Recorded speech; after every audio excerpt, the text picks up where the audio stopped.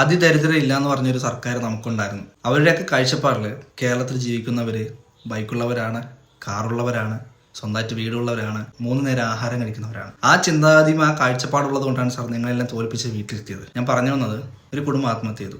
ഇപ്പോൾ ഒരു 6 മാസം പ്രായമുള്ള ഒരു കുഞ്ഞ് 16.5 കോടിക്ക് വേണ്ടിയിട്ട് സുമനസ്സുള്ള സഹായം തേടുകയാണ്. സർക്കാർ വിചാരിച്ചാൽ ഈ ഒരു സെക്കൻഡ് കൊണ്ട് കുട്ടിയുടെ പാരൻസിന്റെ അക്കൗണ്ടിലേക്ക് ഈ പൈസ എത്തിക്കാൻ കഴിയില്ലേ? കഴിയണം. അതാണ് സർക്കാർ. ഇവിടെ സ്മാരകങ്ങൾ പണിയാനും അനാവശ്യമായിട്ടുള്ള കാര്യങ്ങൾക്ക് നടത്താനൊക്കെ കോടിക്കണക്കിന് രൂപ വകയിരുത്തുന്ന സർക്കാരുള്ള കേരളമാണ് സാർ ഇത്.